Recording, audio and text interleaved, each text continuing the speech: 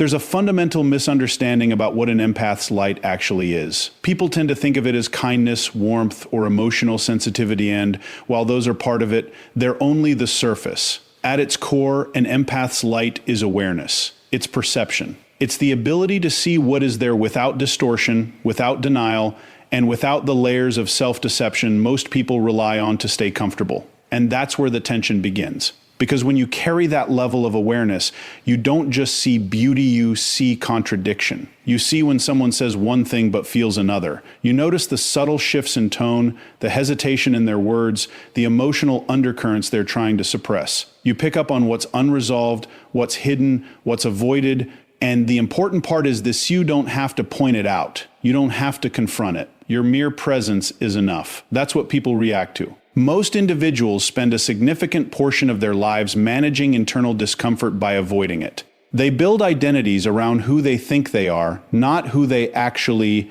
are. They create narratives that protect their ego, justify their behavior, and keep deeper insecurities buried. This isn't necessarily malicious, that's human. It's a psychological defense mechanism. But it comes at a cost. It requires constant maintenance, constant denial, and constant reinforcement. Now introduce an empath into that environment.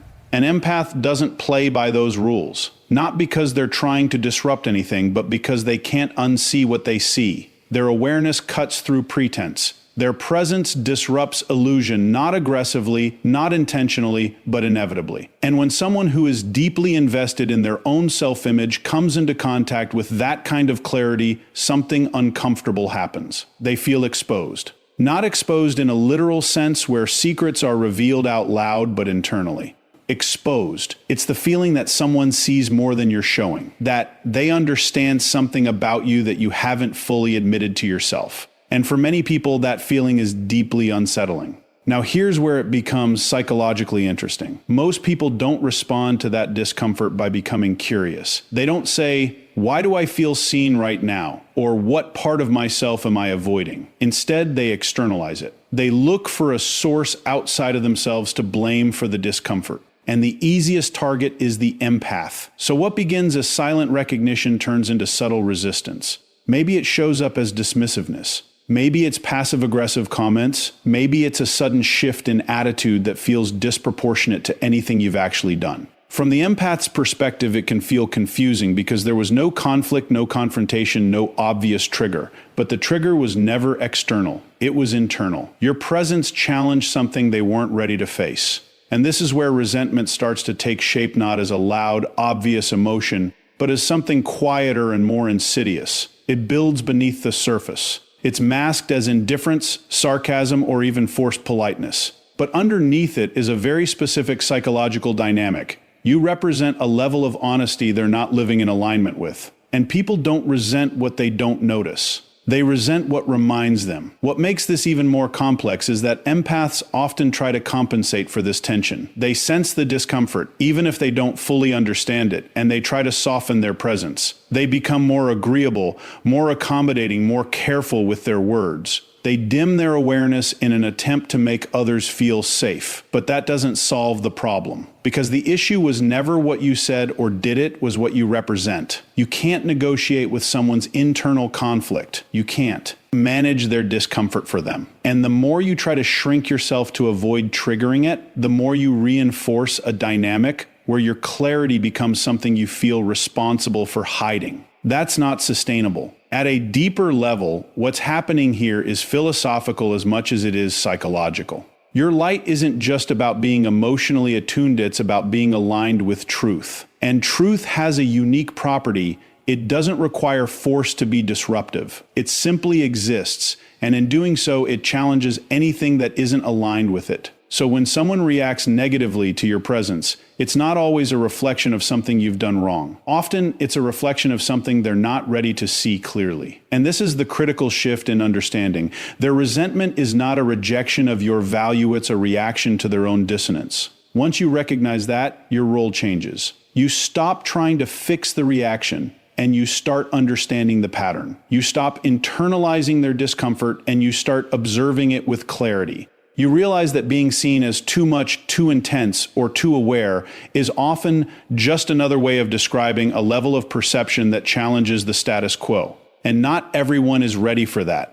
The goal, then, is not to reduce your awareness or dilute your presence. It's to understand the responsibility that comes with it, to know when to engage, when to step back, and when to accept that not every environment or every person is capable of meeting you at that level. Because light doesn't just illuminate what's beautiful, it reveals what's hidden. And not everyone resents the light because of what it is. Some resent it because of what it shows. If you look closely at the pattern, you'll notice that empaths don't just attract connection, they attract need. And there's a difference between the two that most people don't recognize until it's too late. Connection is mutual. It is grounded in respect, reciprocity, and awareness. Need, on the other hand, is one-directional. It seeks relief, validation, and emotional supply. And empaths, by their very nature, become highly visible to those operating from that place of need. This isn't accidental. It's structural. Empaths tend to listen more than they speak. They observe more than they interrupt. They validate more than they challenge, at least in the early stages. These traits signal psychological safety. To a well-adjusted person, that safety feels like trust. But to someone who is emotionally underdeveloped or internally unstable, that same safety feels like access.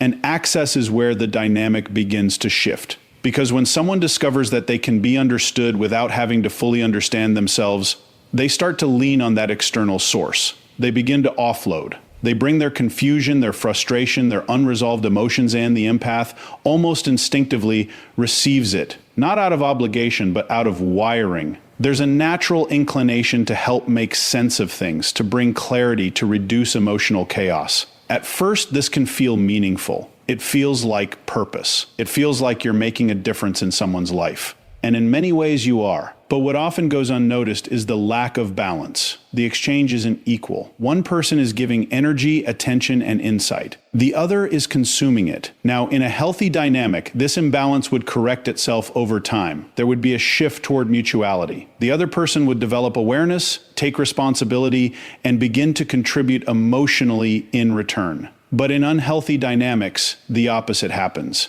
The more you give, the more they take. And the more they take, the more they begin to rely on you not as a person, but as a resource. And that's where something subtle but important occurs. Dependence starts to breed entitlement. What was once appreciated becomes expected. What was once received with gratitude becomes something they feel they deserve. And when you inevitably can't meet that expectation because no one can sustain that level of output indefinitely, the emotional tone changes.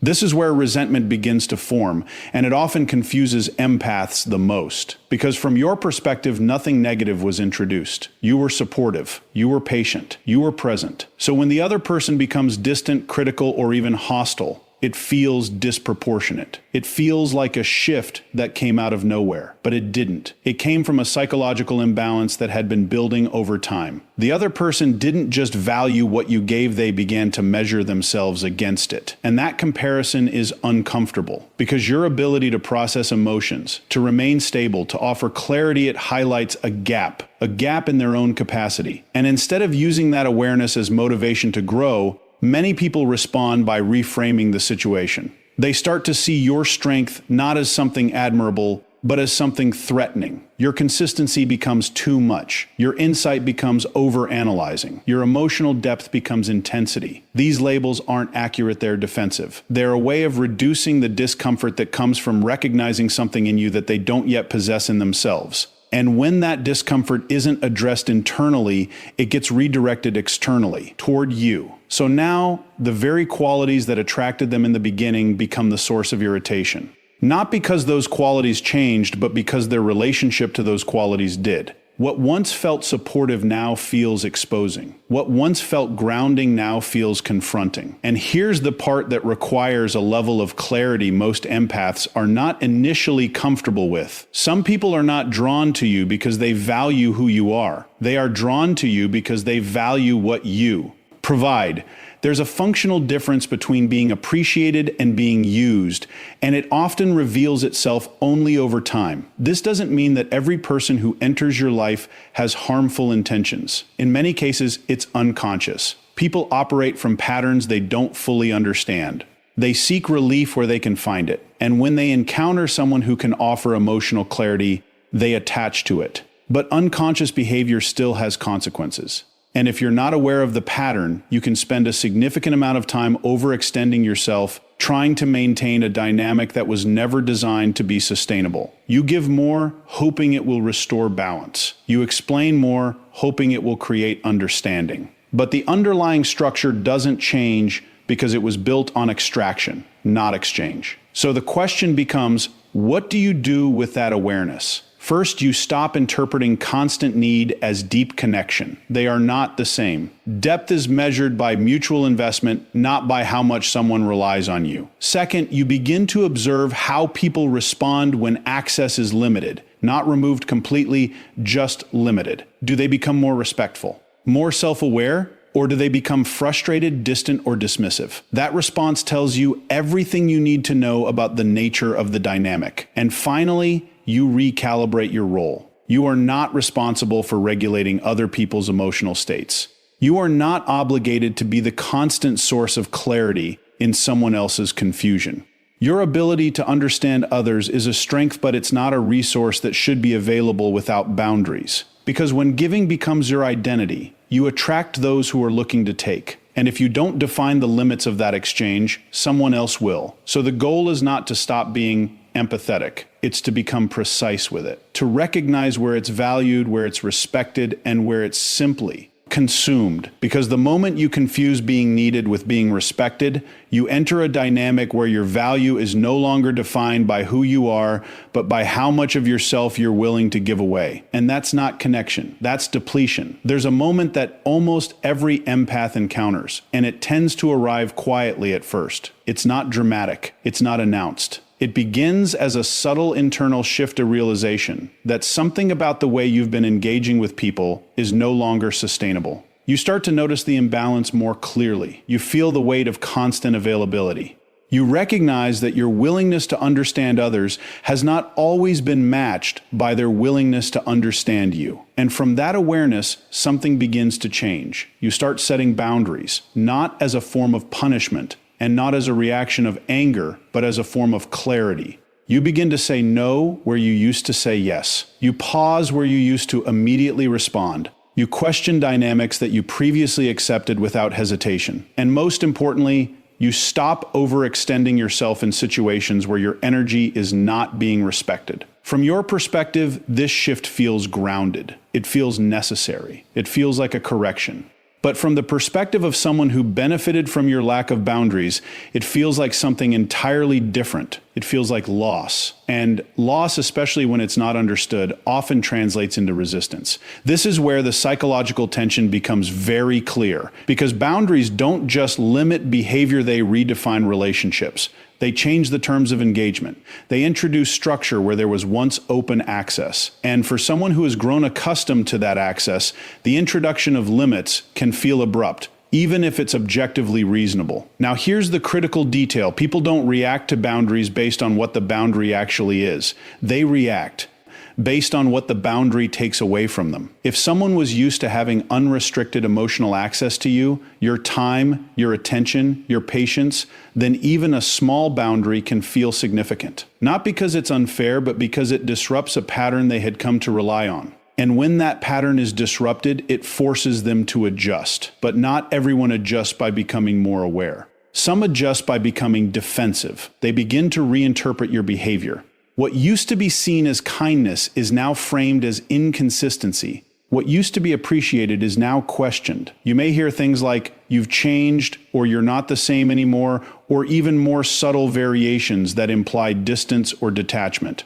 And in a literal sense, they're right. You have changed, but not in the way they're suggesting. You haven't become colder. You've become more precise. You haven't withdrawn your care. You've redefined how it's expressed. You haven't become less empathetic. You've become more discerning about where that empathy is directed. The problem is that distinction is not always recognized by the other person, because from their perspective, the change is measured by access. And when access decreases, it's interpreted as rejection. This is where insecurity begins to surface, because boundaries don't just limit interaction, they introduce accountability. They require the other person to take a more active role in managing their own emotions, their own expectations, and their own behavior. And for someone who is not accustomed to that level of responsibility, it can feel uncomfortable. So instead of adapting internally, they attempt to restore the previous dynamic externally. They push against the boundary. Sometimes it's direct. They question it, challenge it, or try to negotiate around it. Other times it's indirect. They test it subtly, seeing if you'll revert back to old patterns under pressure. And in some cases, when those approaches don't work, the response becomes emotional. Frustration turns into criticism, discomfort turns into distance, and your clarity becomes the target. This is where many empaths experience a kind of internal conflict, because you can feel the shift in the other person. You can sense the tension, the resistance, the change in tone. And there's a part of you that wants to restore harmony, to explain more, to soften the boundary, to make the situation feel comfortable again. But that instinct, while understandable, comes with a cost. Because every time you compromise a boundary to preserve someone else's comfort, you reinforce a dynamic where your needs are secondary. You send a signal both to them and to yourself that your limits are flexible under pressure. And once that pattern is established, it becomes increasingly difficult to maintain any form of consistency. So the real challenge is not setting the boundary, it's holding it. And holding it requires a different kind of strength than most people expect. It's not loud, it's not aggressive. It's quiet. It's consistent. It's the ability to tolerate someone else's discomfort without immediately trying to resolve it. It's the willingness to let them have their reaction without taking responsibility for it. That's where the shift happens. Because when you stop managing how others feel about your boundaries, you start allowing the true nature of the relationship to reveal itself. People who respect you will adjust. They may not like the change immediately, but they will recognize its validity. They will meet you with a level of understanding that reflects their own internal stability. But people who were primarily benefiting from your lack of boundaries will struggle, not because the boundary is unreasonable, but because it removes something they were not prepared to lose. And in that struggle, their behavior becomes more transparent. The frustration, the resentment, the subtle attempts to regain control, it all becomes visible. And that visibility is not a problem. It's information. It tells you who was connected to you and who was connected to your availability. And once you see that clearly, your decisions become more grounded. You stop trying to maintain every relationship at the same level. You stop over-explaining your limits. You stop negotiating your own well-being in order to preserve dynamics that were never balanced to begin with. Because boundaries are not about creating distance. They're about defining where you end and someone else begins. And the people who are unsettled by that definition are often the ones who are benefiting from its absence. So if there's one thing to understand here, it's this. When your boundaries trigger someone, they're not reacting to your limits there, reacting to the loss of control those limits create. And that reaction is not a sign that you've done something wrong. It's a sign that you've finally done something right. Because the moment your no starts to disrupt someone else's expectations is the moment you stop living according to them. And that's where real self-respect begins. There's a final layer to this dynamic that doesn't become visible until you've already started to change. It's not about what you give, and it's not even about the boundaries you set. It's about what happens when you begin to grow internally, quietly, and in ways that fundamentally shift how you see yourself and the world around you. Because growth, in its most honest form, is disruptive. Not outwardly, not in a way that demands attention, but internally. It changes your standards. It alters your tolerance. It recalibrates what feels aligned and what doesn't. And for an empath, this kind of growth is often the result of accumulated experience. You've seen enough patterns. You've felt enough imbalance.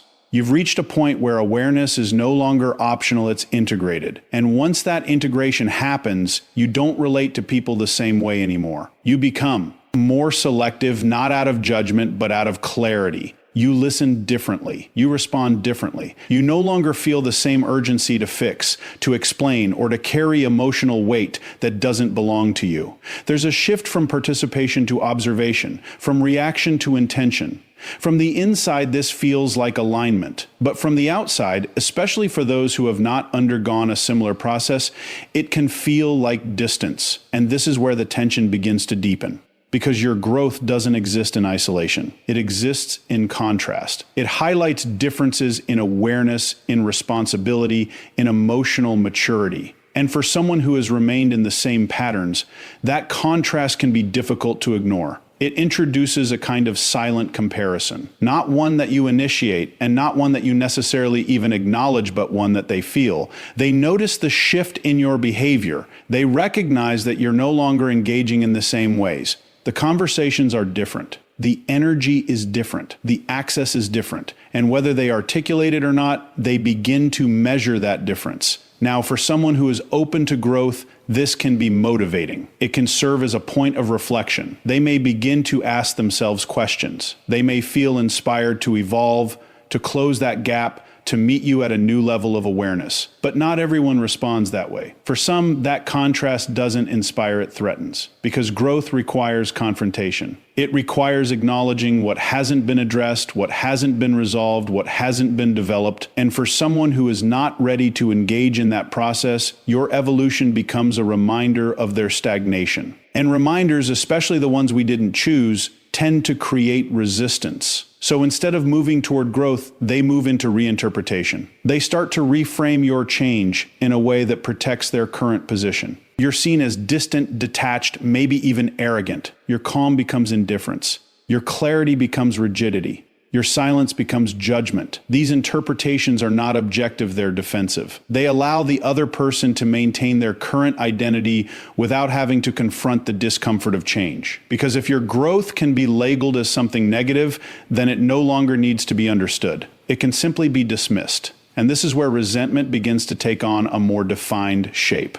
It's no longer just about what you represent, it's about what your growth implies. It implies that change is possible. It implies that patterns can be broken. It implies that the limitations they've accepted may not be fixed. And that implication for someone who has chosen not to change can feel like pressure. Not because you're applying it, but because your existence contradicts their narrative. You become a living example of an alternative path, one that requires effort, honesty, and accountability. And when someone is not prepared to take that path, they often respond by rejecting it. Not directly, not always consciously, but through subtle shifts in behavior.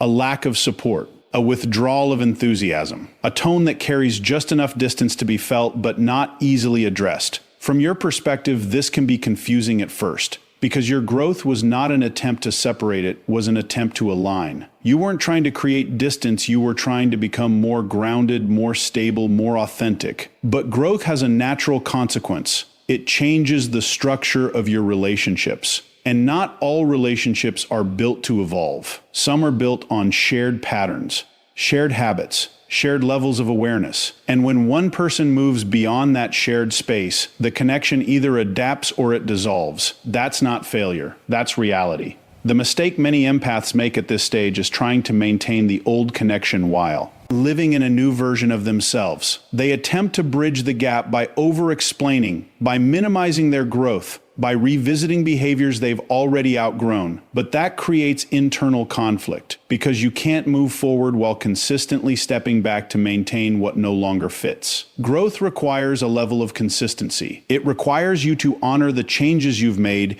even when they create discomfort in your environment. And that's where a different kind of strength is required. Not the strength to endure, but the strength to accept. To accept that not everyone will grow with you. To accept that some people will interpret your evolution through the lens of their own limitations. To accept that being understood is not always a prerequisite for being aligned. Because once you reach a certain level of awareness, your responsibility shifts. It's no longer about being perceived correctly by everyone around you. It's about living in a way that is internally consistent, even if that consistency creates external friction. And when you can hold that position without resentment of your own, something changes. You stop seeing their reaction as a personal rejection. You start seeing it as a reflection of where they are. And that perspective allows you to move forward without carrying unnecessary weight, without trying to fix what isn't yours to fix, without shrinking to preserve connections that require you to be less than what you've become. Because growth is not just about becoming more, it's about becoming more honest. And honesty, when fully lived, has a way of separating what is aligned from what is not. So if there's something to take from this, it's this. Your growth will not always be celebrated by those who benefit from your previous version. And that's not a reason to slow down. It's a reason to keep going. Because the moment you start questioning your evolution to maintain someone else's comfort is the moment you begin to abandon the very progress. That made you stronger. And the cost of that is far greater than any distance growth might create.